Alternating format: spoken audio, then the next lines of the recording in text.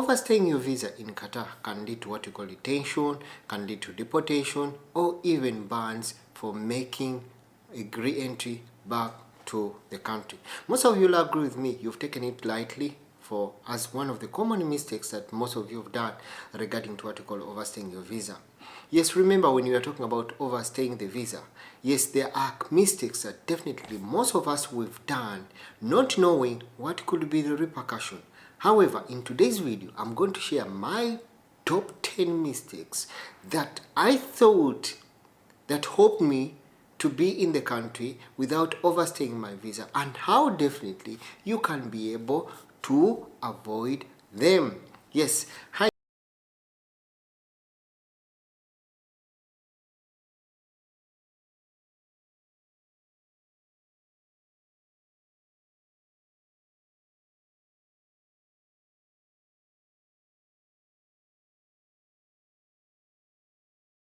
Serious consequences. For most of you who have had either tourist visa or even work visas, you've taken this lightly. However, I want to share to you that most of the situations or most of the consequences that may be brought about by overstaying your visa in your Qatar may lead to what you call detention, deportation, even bans from making re-entry into Qatar. Most of you will agree with me, you've applied for visas and there are always what you call the visa remarks that definitely come because you overstayed on your visit, you overstayed what you call your visas. Yes, in today's video, I want to share my top 10 mistakes that I did that I would not want you to do, so that you don't overstay your visa and you don't fall into the repercussion or the consequences that might come after. By the way, is it your first time to come across Mexcreation? Don't hesitate to follow, to subscribe and share the video. Remember, it's Mex from the Mexcreationtv, my sister YouTube account at IAMX, when I talk about travel, beautiful places that you can visit in Qatar. Remember, I'm giving you a guide on how to live in Qatar, instantly living happily and being able to get value of what you came for in this country. Yes, let us try to talk about what you call visas, overstaying the visas. Yes, mistakes of overstaying the visas can lead to what you call detention, deportation, even bans from re-entering in the country. Though some of you, for the first time, you may not know that there are consequences of such kind of nature according to the law. Yes, let us try to look at some of these 10 most important consequences, or the consequences, the mistakes that you're planning to do right now, that you do not do them, and how definitely you can be able to avoid these mistakes of overstaying and facing what you call the consequences of what you call overstaying in Qatar. Yes, most of you at most times you ignore what you call ignoring what you call the visa expiry date. Remember, a mistake not checking the exact date expiry of what you call your visa, let's say visit visa, let's say your hire visa, let's say for example your residence permit, yes, it can lead to what you call overstaying. However, how can you try to avoid such? Always note the visa validity and always keep a reminder before it expires. Most of you have been to companies, and you'll agree with me, you've been to companies and your QID expires and you keep quiet, but you're supposed to inform either your immediate supervisor or even your human resource, whoever is responsible, such that they can be able to renew what you call your residence permit. For those that come on the visit visa, definitely agree with me that after your overstay your visa, then it will begin calculating at what, which will give you a fine of even more than what you call 200. So definitely take note of what you call expiry date should be at your fingertips, such that you can be able to track when your visa will be expired.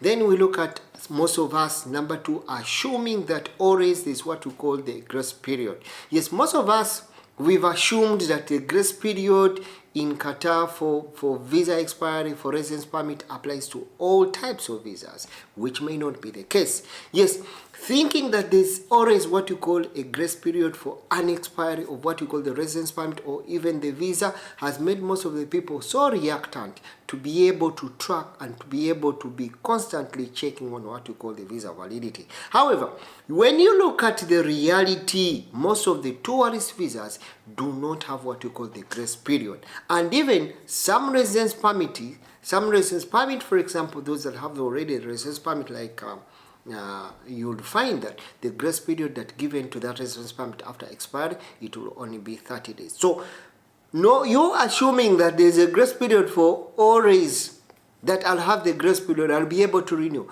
Most of you've ended up falling in what you call trouble regarding to what we call expiry, and even going beyond what we call the overstay in that regard. Then we look at what you call delays in what you call the visa extensions or even renewals. Some of you will agree with me, you've come on a visit visa or even higher visa in that regard. However, you delay to renew what you call your visa after expiry, or knowing that the date it will be expired, but you take it for granted and you do not renew in time. So remember, not renewing and even last minute, then most of you found yourself in the time that you even being caught up and you end up getting into what you call overstay. Yes, let us try to look at those people that have what you call residence permits. Let's say, for example, people on the freelancing visas, people have gone over the grace period. You find that most of you fall in yourself that you cannot renew your QID in time, and you've ended up in what we call ending up what you call in overstay. So meaning that in that kind of regard, that you find in most cases that you find things don't work out and you've ended up having penalties of what we call the overstay. However, something that you definitely need to remind yourself, or something that you need to know, yes, plan in advance that you have at least the renewal of between 2 to 3 weeks, which will enable to be able to track out before the expiry of what you call your residence permit, your tourist visa, or even what you call your higher visa.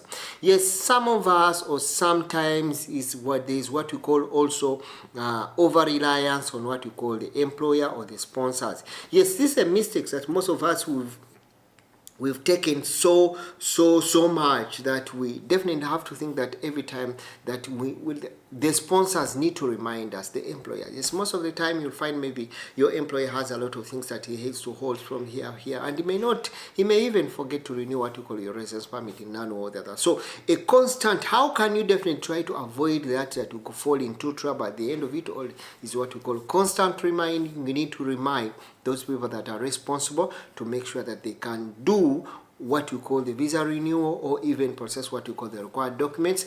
Yes, most of you will agree me, you've come here, but you've not been able to get what you call the residence permits within the first month. So what does it mean? That at the end of it all, if the employer or your sponsor who sees you is responsible, sees that he has gone in on overstay of which he's not willing to pay because of his fault, definitely he will put a runaway case against you, or he will definitely buy you ticket so that you can be able to exit in that regard.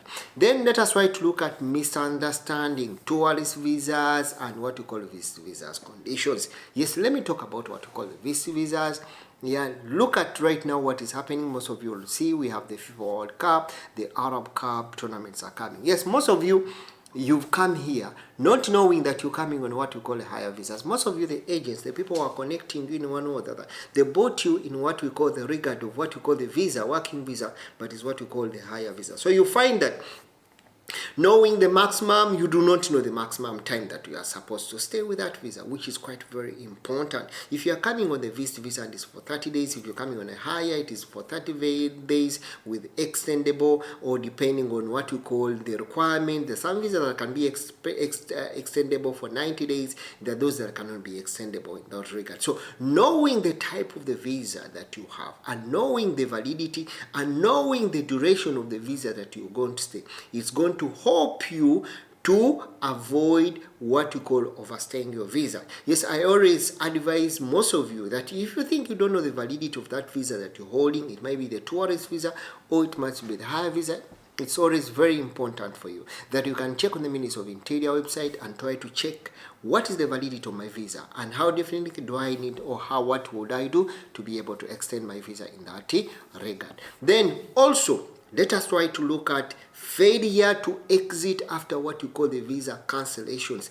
Most of you will agree with me. I talked about what happens when your visa is cancelled. Yes, I talked about in one video I talked about a lot of things that regarding to what you call visa cancellation. When your visa is cancelled, what happens next? Yes, most of you, your visa has been cancelled. You've gone over what you call 30 days that is given to you, but you do not want to exit. Remember, if you do not want to exit in those kind of situations, you'll begin accumulating what you call overstay. And in those regards, I also told you that if your sponsor sees that you've surpassed what you call the grace period that is being given to you and you're not exiting, this sponsor is going to file a complaint to the Ministry of Labor, or even is going to fail to file a runaway case against you. And once in this regard happens, that means this case, in this situation, the sponsor wins it all. Yes, you'll be blocked from remaking entry into the country for a specified period of time. And that is why to some situations, most of you who applied for visas,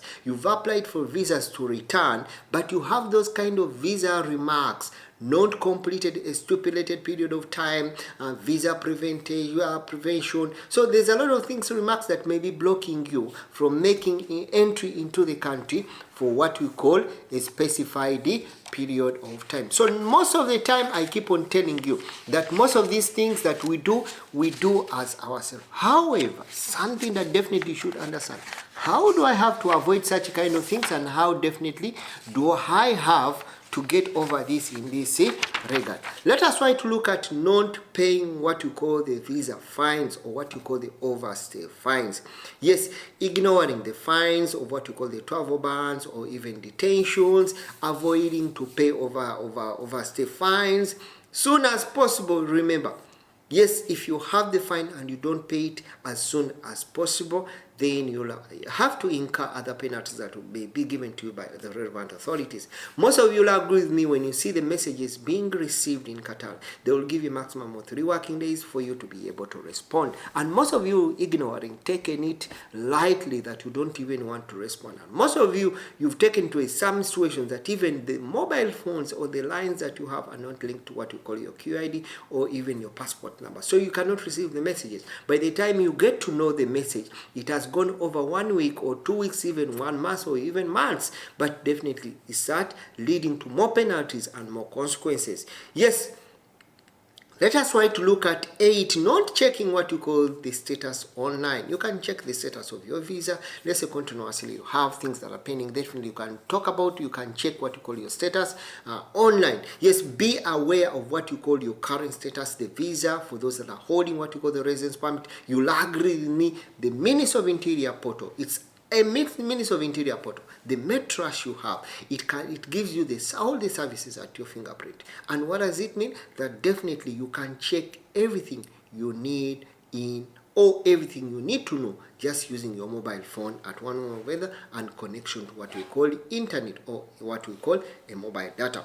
Let us try to assume, let us also try to assuming that the extension will be approved. Yes, mistake. Expecting that your visa is going to be extended without any issue. Yes, most of you do not always have what you call a backup plan. Let's say, for example, most of us, we've assumed so many times that something is going to work for us. Let's say, for example, I have this option, is going to work for me, but all of a sudden, because of what may not come or the circumstances may not be called for, it doesn't work for you. Yes, in this kind of regards, I always tell you, you should have what you call a backup in one of them. You should have something that is going to back up you for that regard, such that you don't fall in what we call the repercussion, not to fall into what you call trouble. Let us try to look at the last one, which says staying duration of job of contract on what you call disputes. Yes, we look at, yes, most of you, your contracts have been cancelled, you've resigned your grace period, but you are still inside what you call the country without what you call the valid documents.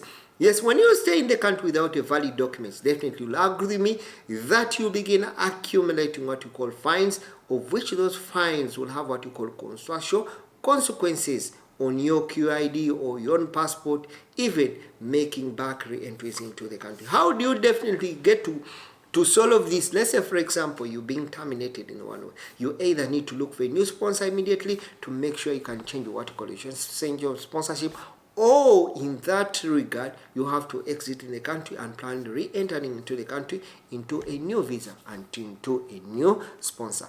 However, something that definitely I need to let you know, what are some of the consequences of overstaying the visa? In summary, yes, daily fine of overstaying your visa, it will be 200.